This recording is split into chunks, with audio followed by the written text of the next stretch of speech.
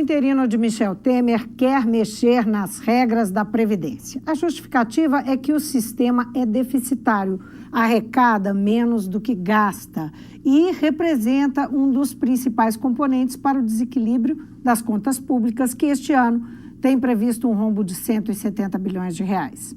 Auditores fiscais e outros especialistas contradizem o governo e dizem que a Previdência é, sim, superavitária. Conversa comigo o auditor fiscal e presidente do Sindifisco Nacional em BH, Gabriel Correia. Bem-vindo, Gabriel. Olá, um prazer estar aqui. Obrigado.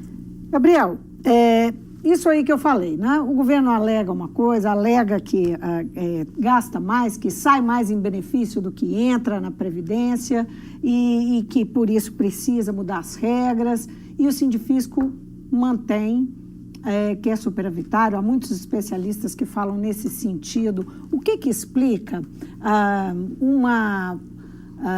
alegações que deveriam ser matemáticas e, por isso, objetivas, serem totalmente contraditórias? É verdade. A gente vê afirmativas diametralmente opostas, né, sobre se existe esse déficit ou é um superávit. E, realmente, num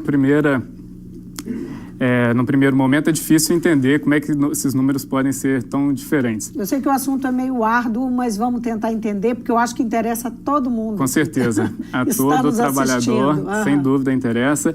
E, sim, tem uma complexidade, mas eu acho que o ponto básico não é tão difícil assim. E essa confusão se deve puramente a uma questão de definições e conceitos. Então, essa versão oficial do governo, que a gente vê tantas vezes propagada pela grande mídia, defendida por certa linha de economistas, assim, ela está baseada num entendimento que contraria a Constituição Federal, porque ela isola as contas da Previdência do restante da Seguridade. O que acontece? Para você falar de um déficit, você está comparando as receitas com as despesas. E essa linha que defende que o déficit, que no ano passado foi de 85 bilhões e esse ano está previsto para chegar até 170 bilhões, ela pinça do orçamento da Seguridade Social, ou seja, considera como receita da Previdência apenas as contribuições que incidem sobre a folha de salários. E não é isso que determina a Constituição Federal. A folha de salários é aquilo que você contribui, que está lá no seu contra-cheque. Isso, que vem descontado mês a mês de cada trabalhador. Mais o que o empregador é obrigado a depositar. Exatamente. No contra-cheque do trabalhador vem descontado a sua contribuição para a Previdência, que pode variar de 8%, 9% ou 11%, dependendo da faixa de remuneração, além do desconto do imposto de renda, que é em folha também. Pois é, mas o que mais que contribui para a Previdência, além disso? Pois é. Além disso e da contribuição do empregador, que é de 20% sobre o valor da remuneração, a Constituição prevê outras receitas da Seguridade, como a contribuição sobre o lucro, que é a CSLL, a contribuição sobre o faturamento, que é a COFINS e o PIS/PASEP, e ainda temos a contribuição sobre concurso de prognóstico, aquelas receitas de jogos na Mega Sena, Loteria Federal, uma parte é destinada para o financiamento da Seguridade Social. Então, agora, só para esclarecer, esse cesto, ele cobre os benefícios, as aposentadorias, pensões e todos aqueles acidentes por invalidez, seguro-desemprego, está tudo no mesmo pacote. Vamos lá. O pacote que a gente está falando é um tripé da Seguridade Social. A Seguridade Social inclui a Previdência Social, a Assistência Social e a Saúde. Então, todas essas contribuições que eu disse, elas devem financiar, e é por determinação constitucional, artigo 195, determina que esse dinheiro deve ser direcionado para custear essas três ações importantíssimas do governo, que é a Previdência, Assistência e Saúde. Portanto, quando eles isolam as contas da Previdência e tiram desse bolo da Seguridade somente a contribuição sobre a folha de salários, ele, na verdade, está fazendo uma distinção que a Constituição não permite, porque o orçamento é único. Não tem distinção de origem de receita. Agora, o que explica né, ser tão reincidente essa leitura, não é? Essa separação e esse discurso de que é deficitário e que então precisa mudar as regras. Inclusive, isso não acontece num governo ou no outro governo, isso acontece há 2 décadas. Isso é muito interessante, porque o que explica? O argumento, quando você vai analisar, ele é muito superficial, porque tem essa questão contábil que simplesmente, contrariando a Constituição, isola determinadas contas sem levar em consideração todo o orçamento da Seguridade. E o que completa esse argumento é a premissa de que a população brasileira está envelhecendo e, por isso, a Previdência está se tornando inviável. Mas isso é um fato. Isso é um fato, mas não é a nossa realidade atual. A gente vai ter que encarar essa situação, mas hoje o perfil demográfico da população brasileira e o envelhecimento da nossa população ainda não traz impactos nas contas da Previdência que a torne inviável. Pelo contrário. Eu queria separar isso, porque são 2 abordagens. Exatamente. Vamos tratar dos problemas atuais. Por que nós estamos falando disso aqui agora? Isso. Nós estamos falando porque o governo está insistindo na necessidade de mexer na Previdência, inclusive propondo aí um aumento da idade, né, aposentadoria. Da idade para aposentar, de 65 anos, inclusive para mulheres, funcionários públicos, que não é o caso, não Isso. é? Mulheres que ainda se aposentam com 60, que nessa nova regra, que é os 85, né? 60 mais 35. Bom, enfim. Pouco menos. Essa é uma 55. Né? Exato. 55. Então, essa é uma questão premente. O governo está precisando disso agora. Isso não tem, na verdade, a ver com a questão demográfica, né? Exato. Então, eu queria entender melhor por que há essa insistência. É porque é mais fácil tirar do bolso do trabalhador? Você tocou num ponto central. São 2 problemas completamente diferentes. O problema atual e o problema que a gente vai enfrentar em 2030, 2040, e a gente pode tratar dele. Mas qual que é o problema atual? Por que essa necessidade tão urgente, alarmada pelo governo, de fazer uma reforma da Previdência agora? Porque as contas públicas do país estão em crise. O desajuste fiscal, ele é claro e evidente. E a Previdência Pública compõe, a Seguridade Social compõe o orçamento público. Mas o fato é que de forma pesada. De forma pesada, é um componente importante, mas à altura da importância da política social, que é implementada pela Previdência Social. A gente pode esquecer que tem 70% dos municípios que a economia gira em função do pagamento de benefícios. Muitas famílias dependem das aposentadorias da Previdência Social para se manter. Mas o que acontece é que, se é superavitária a Seguridade Social, ou seja, se eu estou olhando para Previdência, Assistência e Saúde e eu tenho recursos para bancá-la, por que eu preciso de fazer uma reforma? Porque o que está desajustado não é o orçamento da Seguridade, é o orçamento fiscal, são as outras contas do governo. É o pagamento de juros, que com essa política econômica agora vem aumentando a taxa básica e isso torna muito mais caro o serviço da dívida. Então, portanto, eu preciso arrumar espaço no orçamento para pagar esses juros e são os desperdícios de recursos públicos que a gente sabe que acontece. Haja visto que a gente tem testemunhado nas revelações na Operação Lava Jato que a boa gestão de recursos públicos é uma agenda urgente do país, né? Que por todos esses desvios que a gente acaba... Por causa desses ralos todos, esses ralos para onde escorrem o dinheiro público e o que provoca que o resultado de que o governo paga a mais do que deveria pagar por obras, por investimentos, em tantas licitações. Agora, o que me deixa bastante curiosa, Gabriel, é o seguinte: esse é um assunto muito delicado, um assunto espinhoso para qualquer governo. Que dirá para um governo interino, um governo que ainda nem sabe se vai ficar. não é? Sem dúvida. Tem aí um julgamento de um impeachment em curso, depende de que esse processo... E tem um presidente que não tem 2% de intenção de voto numa pesquisa, né, hipotética aí. Enfim, por que optar, se realmente a Seguridade Social, a Previdência, não é a questão, por que fazer essa opção se é um governo, inclusive, com essas fragilidades? Olha, a sua... O que explicaria isso? Eu estou tentando entender. A sua análise é perfeita, tanto é que os primeiros atos, né,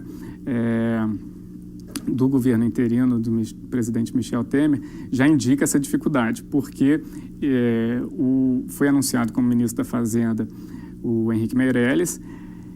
Ato contínuo, o Ministério da Previdência Social, que já estava ligado ao Ministério do Trabalho, foi trazido para dentro do Ministério da Fazenda, demonstrando que a ideia, a concepção do governo de tratar a Previdência como um problema de orçamento público, de contas públicas e não uma política social é importante, mas, ao mesmo tempo, por essa fragilidade política, ele já viu a necessidade de negociar e, ao instaurar um grupo de trabalho com as centrais sindicais que toparam participar, já mostrou a dificuldade que enfrentará, porque qualquer mudança dessa que a gente está falando tem que passar pelo Congresso, inclusive muitas necessitando de alteração constitucional, de emenda constitucional, que é ainda mais difícil de aprovar no Congresso. Portanto, a resistência vai ser muito forte. E o governo demonstra sua fragilidade ao já indicar que pode adiar o encaminhamento de uma proposta de reforma da Previdência para um momento posterior ao julgamento definitivo do impeachment. Já está sinalizando nesse sentido. De que não quer enfrentar essa impopularidade de uma reforma na Previdência. Agora, se você me permite, a sua questão mais desafiadora seria o que leva o governo a enxergar na Previdência Social a saída. Porque há outros pontos do orçamento que têm lá seus problemas, seus ladrões, né? Seus ralos e teriam outras fontes de reforma, né? Isso. Eu acho que, primeiramente, esse tema não foge do contexto de crise política que a gente está vivendo.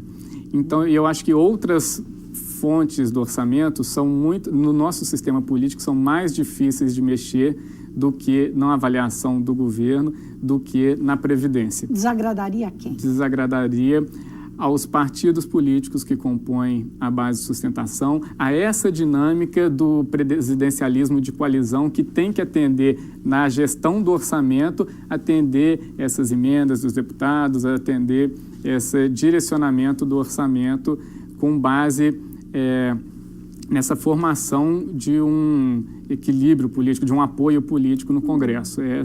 Isso não tem também aí uma visão e um direcionamento, ou uma demanda, não é, de um mercado financeiro? Sem dúvida. E aí seria meu segundo ponto. Empresariado, de uma elite econômica do país que tem interesse nisso? Isso é justamente meu segundo ponto, que é a opção de política econômica que o governo Michel Temer faz quando anuncia o ministro Henrique Meirelles e quando aponta quais são as suas agendas prioritárias. A agenda recessiva, uma agenda que está sendo adotada na Europa, de contenção dos gastos públicos e que, curiosamente, há 2 semanas atrás a gente teve que seria a mesma agenda que na década de 90 era defendida pelo FMI e que recentemente foi anunciada pelos seus próprios técnicos como não sendo efetiva. Reconheceram que ele não tem resultados efetivos para a volta do crescimento. Então, é uma agenda que privilegia o pagamento de juros, o desaquecimento da economia como uma forma de combater a inflação, mas que não orienta para o crescimento, para a retomada do crescimento, para a importância dos gastos públicos na retomada, no aquecimento da economia, mas uma agenda recessiva e de restrição dos direitos dos trabalhadores. Aproveita o momento de desajuste fiscal para engrenar essa agenda recessiva de restrição e corte nos direitos dos trabalhadores e direitos sociais. Agora, eu queria voltar naquele ponto que você abordou mais no início da entrevista, quando você se referiu a um fato concreto, não é, que é o envelhecimento da população brasileira. Esse sim seria, né, no seu entendimento, um motivo para se mexer nas regras, né? Sem dúvida. Como é que seria isso? Quando seria necessário se pensar nisso? E né, quer dizer, nós temos gerações, eu estou entrando nesse mercado de trabalho agora, que tem expectativa de poder aposentar. Sem dúvida, é uma realidade não é uma coisa que você tem que fazer a longo prazo, então você tem que fazer com antecedência, suponho. Exatamente, e a questão você tocou no ponto central, porque a gente vive essa realidade em outros países do mundo.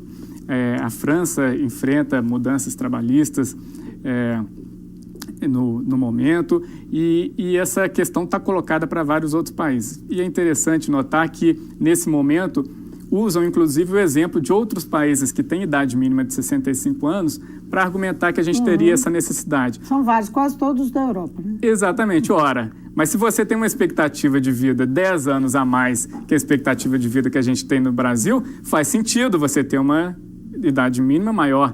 Mas para a nossa realidade atual, com a nossa expectativa de vida atual, a gente não faz sentido, não é justo ter essa idade mínima de aposentadoria de 65 anos, e a gente tem que, como você bem disse, se preparar para esse momento. Que esse momento que, pelos estudos, a demografia, os demógrafos avaliam que vai mudar o nosso perfil demográfico, o envelhecimento da população brasileira, que vai impactar as contas da Previdência, a ponto de tornar esse orçamento da Seguridade deficitário e não superavitário, como a gente tem hoje, em torno de 2030 e 2040. E como é que você se prepara para esse momento?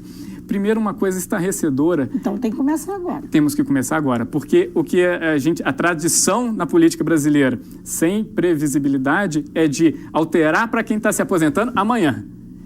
Essa alteração de regra que está colocada é já para quem não se aposentou. Tanto que as pessoas correm para se aposentar porque não tem tempo sequer de se preparar para uma eventual mudança de regra. Então, como que a gente tem que se preparar hoje para essa mudança que vem para 2030, para 2040? Primeiro, a gente tem que entender que a Previdência Social está vinculada, ela não tem como ser separada da política econômica do país. Então, não pode uma crise que a gente, por pior que seja, a gente prevê, a gente espera que em 3, 4, 5 anos a gente saia dela, que só por esse momento de crise é que a gente pode estar observando uma piora nas contas da Previdência, não pode, por essa crise circunstancial, a gente alterar regras que vai valer para daqui a 10, 20 anos, indefinidamente. Então, assim como que... planejamento. É um planejamento. Planejamento a longo prazo. Então, né? a gente tem que... a política econômica é muito importante porque tirar as pessoas da informalidade, recuperar o emprego, isso vai aumentar o bolo da contribuição previdenciária, vai fortalecer as contas públicas, mas essa transição que a gente vai fazer, ela vai ser necessária e ela precisa... está apoiada em estudos. O que me deixa estarrecido é que essas propostas não têm nenhum embasamento de estudo atuarial que façam o cálculo da expectativa de vida. E ainda tem uma fantasia por números redondos. Você sai de 55 para 65 anos. Então, essa transição ela tem que ser planejada e não de uma paulada de cada vez 5, 10 anos. Você acha que tem um desinteresse em informar, em discutir? A desinformação, sem dúvida. Porque o assunto por si só é um pouco complexo mesmo. É complexo. Não é?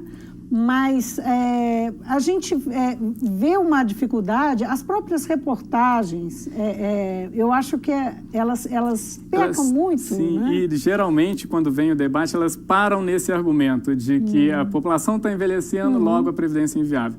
E aí eu trago um dado para você que também eu acho assustador, que foi feita uma pesquisa recentemente pela Associação Brasileira das Entidades de Previdência Privada que revelou que 94% da população desconhece de onde vêm os recursos para pagamento das suas aposentadorias.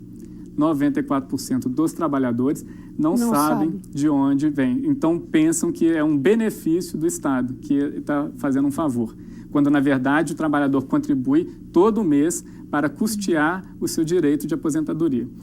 Então... Nosso tempo está acabando, eu queria só fazer um fecho aqui, eu queria que você dissesse o que o Sindifisco, o que os auditores fiscais, enfim, esses especialistas que estão debruçados com esse raciocínio que o Sindifisco está fazendo, como é que eles veem que qual que é a saída, qual que é o caminho para a gente ter uma seguridade social sustentável né, daqui para frente? Olha, aproveito para dizer que, na verdade, o Sindifisco se apoia e faz jus à contribuição de uma tradição dos fiscais previdenciários que hoje compõem a Receita Federal, os auditores fiscais da Receita, mas que tem na ANFIP, que é a Associação Nacional dos Auditores Fiscais. E na Fundação ANFIP é a tradição nos estudos da Seguridade Social. É a Fundação ANFIP quem tem anos que analisa todo ano as contas da Previdência Social. E o que está claro é que as linhas de ação, primeiro é o que você falou, a gente entende que faz parte do nosso papel combater a desinformação, porque essa parece... que esse debate, existe uma interdição do debate, o debate para nesses primeiros argumentos superficiais e acaba, como consequência, o trabalhador não tendo conhecimento da real situação da Previdência, até da sua contribuição que ele dá para ter esse direito e gerando essas percepções que não têm base na realidade de que a Previdência é inviável. Ela é totalmente viável. Então, a gente precisa combater a desinformação. Nesse sentido, até aproveito para registrar que haverá uma audiência pública na quinta-feira, dia 23, sobre a reforma da Previdência, aqui na Assembleia, por solicitação do deputado Celinho do Sintrocel, da Comissão de Trabalho, Previdência, Seguridade e Assistência. Então, a gente convida todos os trabalhadores para participar desse debate. Esse é o primeira ponta de ataque. Da audiência? Às 14 horas. Na parte da tarde, às 14 horas aqui na Assembleia. E a gente precisa lançar esse debate. Então, a gente está fazendo essa ação aqui. Eu acho que toda foi abraçada por 45 entidades sindicais, representantes dos trabalhadores, as principais centrais. Então, acho que esse é um debate que a gente precisa levar, aproveitar os espaços para fazer com a população e com os trabalhadores. E, no segundo momento, eu acho que, ao mesmo tempo que existe essa vontade do governo, esse que vem como um trator, que que o problema identifica na Previdência o problema das contas públicas, quando não é.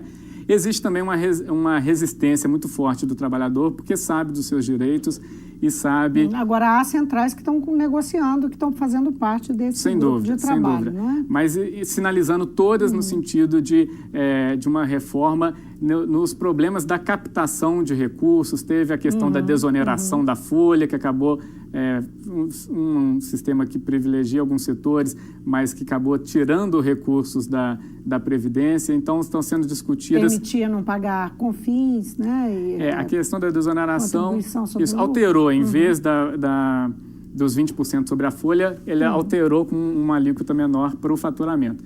Então, isso foi... As propostas, então, dos trabalhadores estão nessa linha. Estão nessa linha, de fechar esses ralos que você bem comentou, tanto da Previdência quanto outros ralos da Seguridade, como a própria DRU, né, que retira de recursos da Seguridade Social a desvinculação das receitas para levar para o orçamento da União. Ok, que eles tenham juízo, né? Gabriel, muitíssimo obrigada. Obrigado a você. Por vir, viu? E então, quem estiver interessado em saber mais sobre essa questão, que é um assunto que atinge todo mundo, a audiência está aí quinta-feira na Comissão de Trabalho e Previdência aqui na Assembleia. Eu conversei com o Gabriel Correia, ele é auditor fiscal, presidente do Sindifisco Nacional em Belo Horizonte. O nosso assunto aqui, a intenção do governo de mudar as regras da Previdência Social e o que isso representa e toda essa discussão de saídas, porque isso tem a ver com um déficit grande nas contas públicas. O Mundo Político fica por aqui. Obrigada por nos acompanhar e até o próximo programa.